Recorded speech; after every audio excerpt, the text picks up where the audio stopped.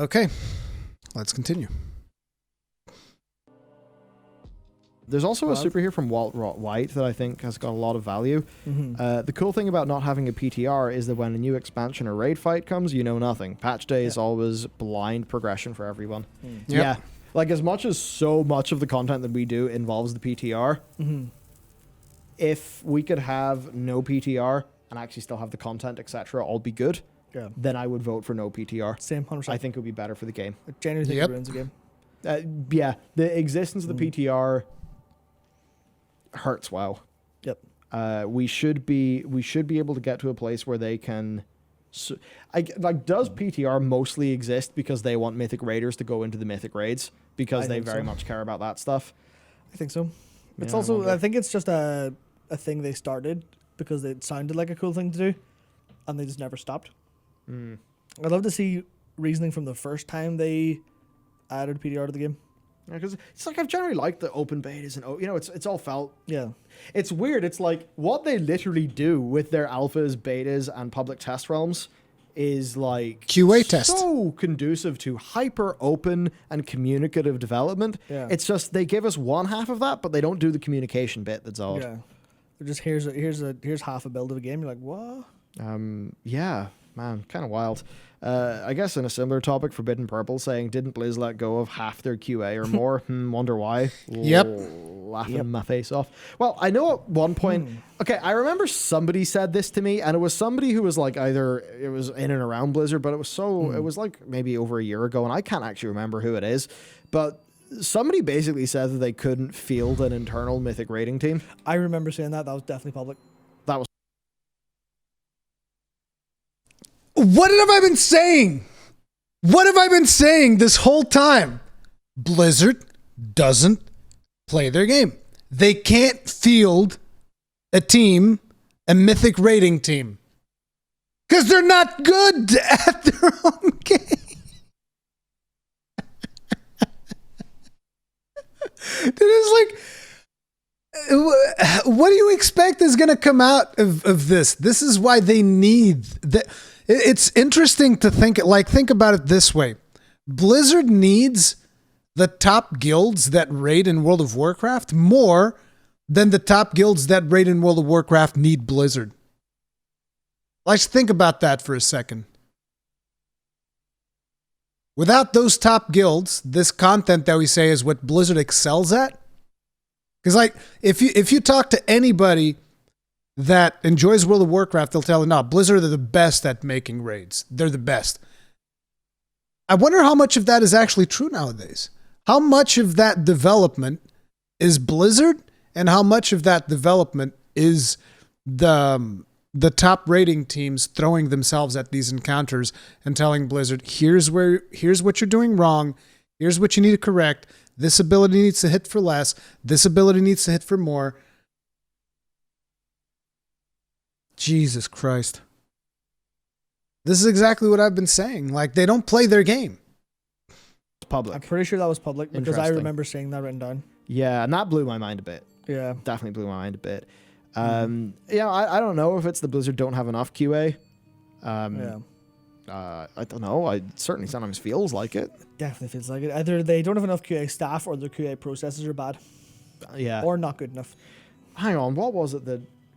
Was the IGN thing where we heard about it was like there was issues in QA and community to the point where developers would have to write patch notes? Yeah, that was the IGN report where they said that was because there's not enough support staff to do that stuff. Actual developers have to take time out of developing to do that.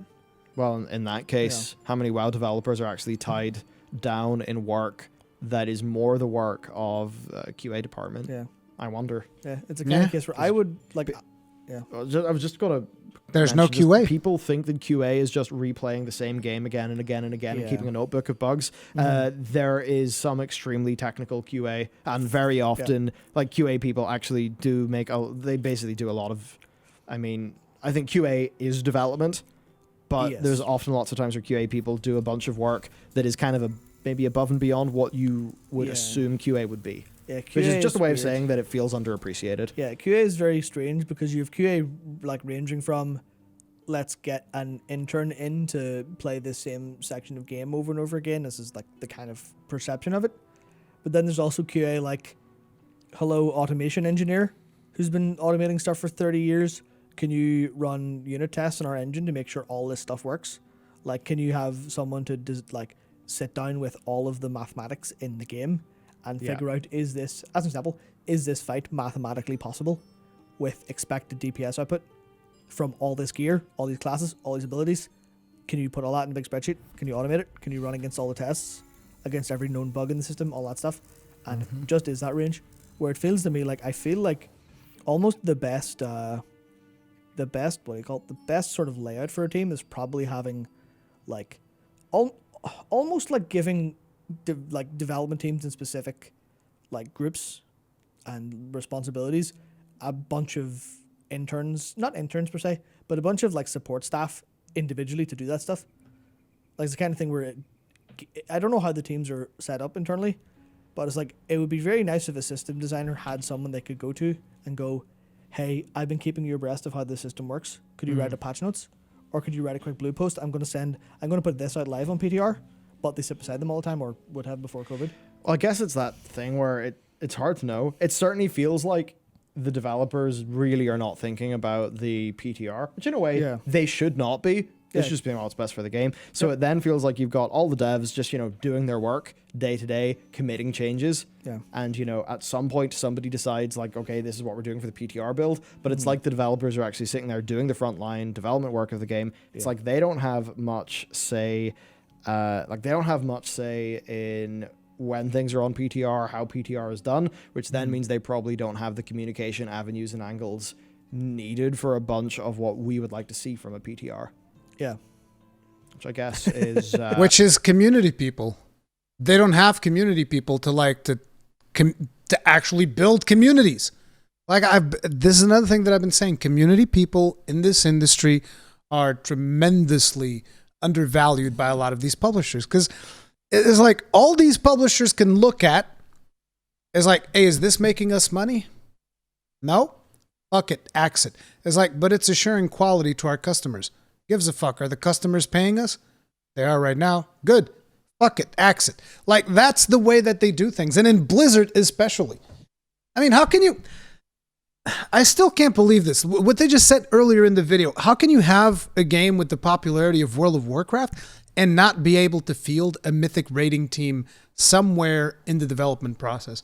Or even just have dedicated... Like, just have 20 people dedicated specifically to playing the fucking video game. Because like that's the size of Mythic teams, right? It's 20 players, or is it 10? I think it's 20. Last time I checked, I think it was 20. You should literally have 20 people at Blizzard dedicated to doing nothing else than playing the game. Just pay them to play the game.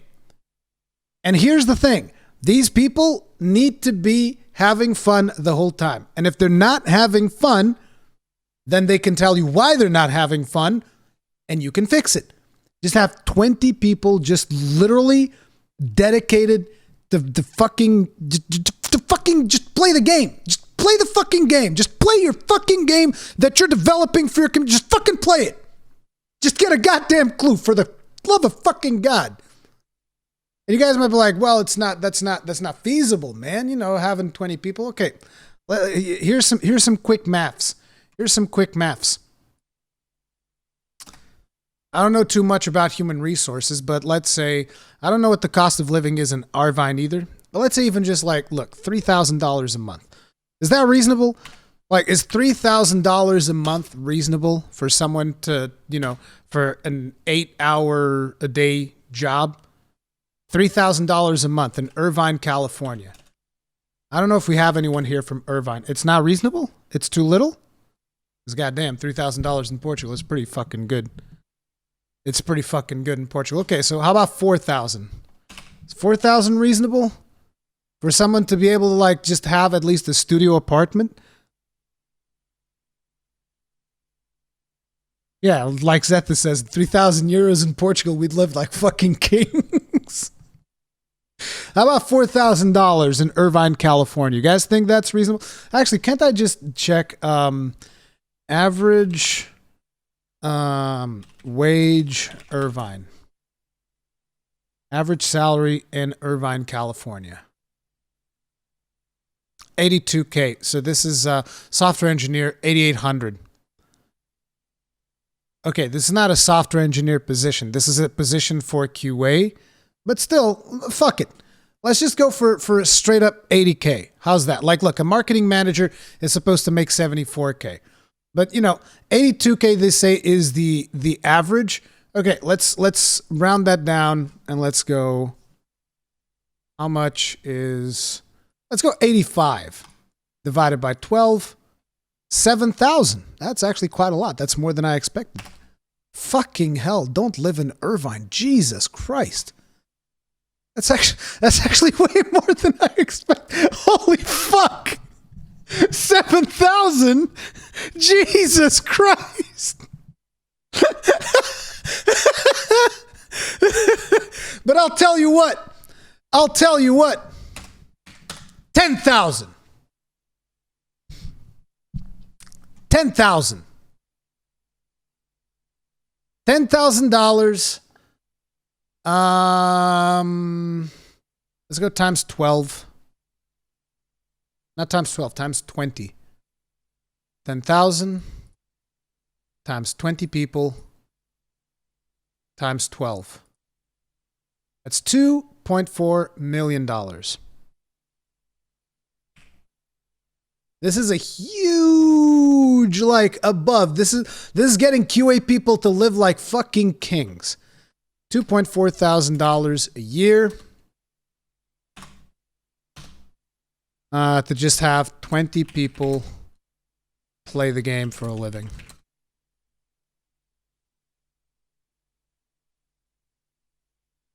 $2 million a year to have 20 people play the game for a living. Now let me just show you here.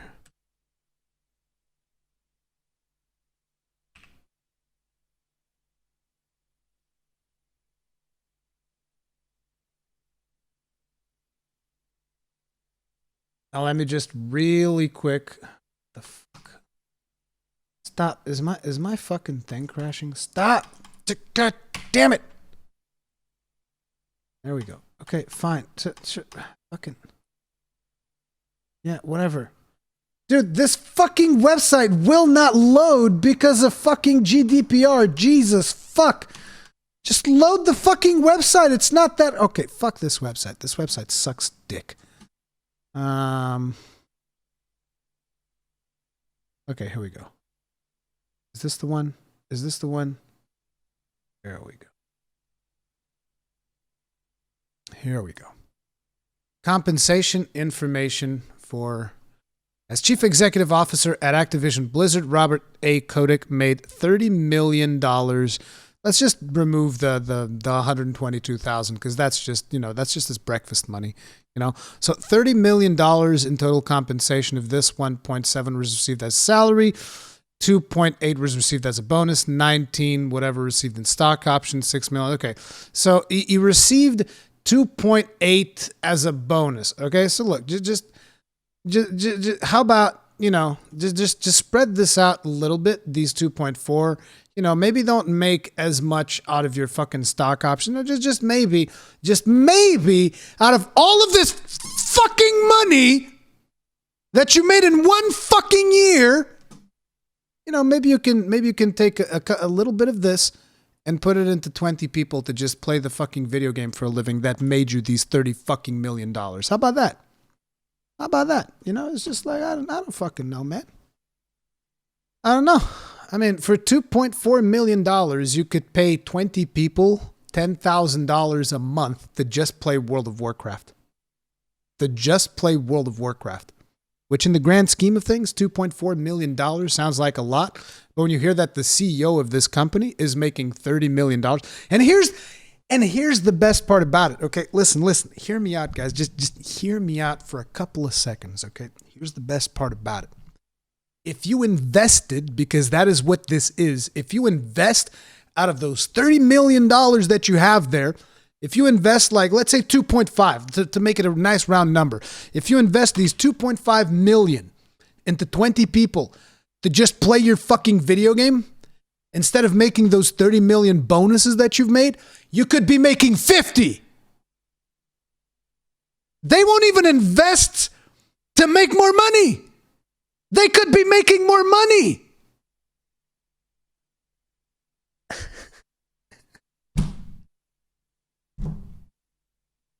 Millions upon millions upon millions upon millions. They could be making more fucking money.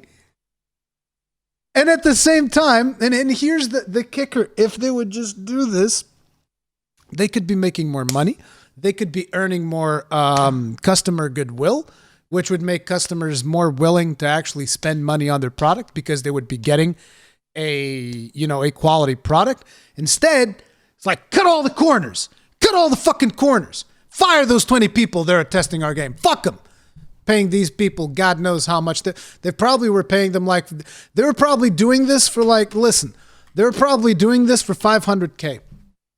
I bet you that they were probably spreading this out for like $500K, which if you divide, and this is just like conjecture at this point, I'm not even sure what's the point of arguing about this, but let's just say, okay, so they were doing this divided by 20 and then divided by 12. So they were paying these people about 2,000 bones a month, and they still thought it was too much.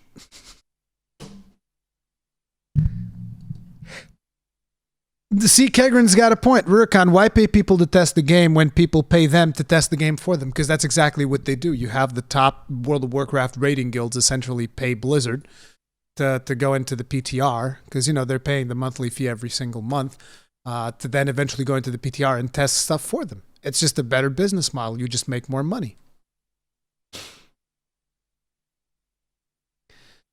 Batnotic, but it's not the QA, is it? Isn't it the fundamental design systems and whatnot that's doing more damage, whether they QA it or not? But see, that's the thing, Batnotic. These problems would be identified if you had a team of 20 people dedicated to playing the video game.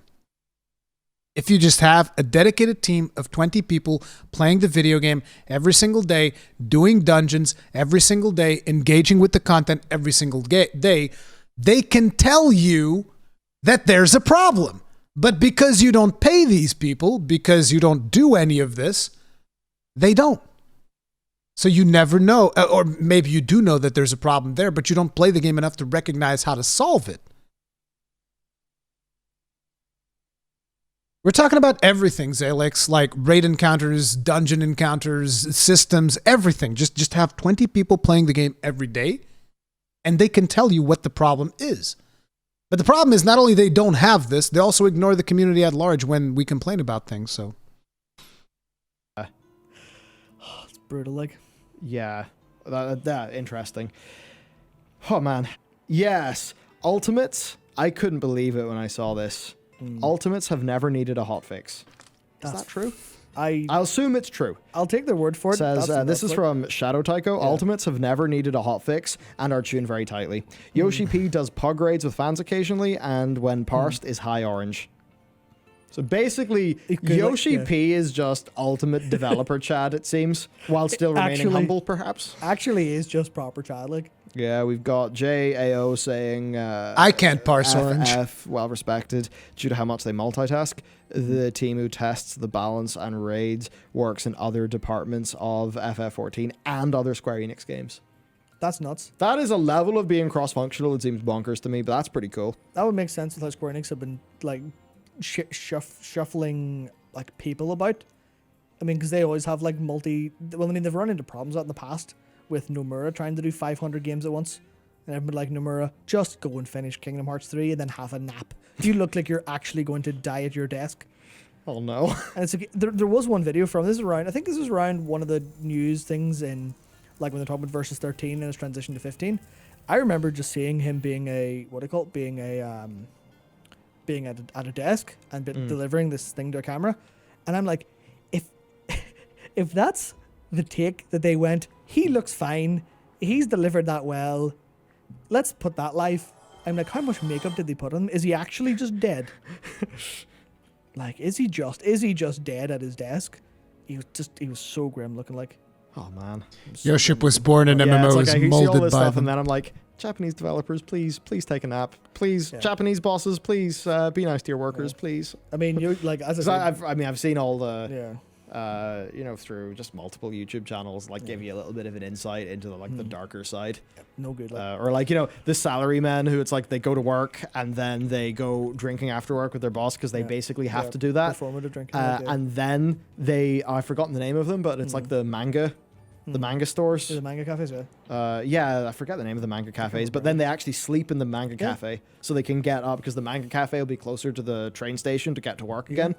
So it's like, whoa. Read some Berserk till you fall asleep. Have dreams of being cleaved in twain, like. Yeah, and we were talking about the sort of broader Squeenix there, and we got Faldrin GW2 coming in saying, remember that Square supports the FF team as well, so there's a wombo combo for the FF team to get things done or fixed in a timely manner.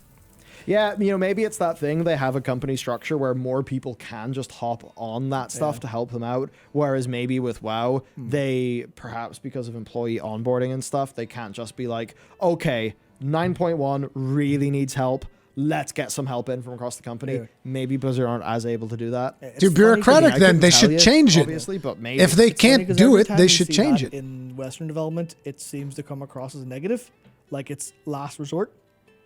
But I guess because we don't have the same lens into Japanese development in the same way, that we don't really know that so well. Yeah. Like if it does happen, or maybe they've actually planned for it by having all these cross... I was about to say cross-class because that's what the cross-class skills in FF14 used to be called. You've got all these cross-class developers who are like, I'm intimately familiar with how to use this, like use the FF14 pipeline. I'm on 16 at the minute, but I can downscale my work and hop over there for a couple weeks. Yeah, it's like, can they do that? And then I guess in Blizz, it's like, even if they could do that, if it costs them D4 Overwatch 2, then maybe WoW just has to suffer because as a company overall, they need D4 and Overwatch 2 out, perhaps. Yep. So, yeah, there's that.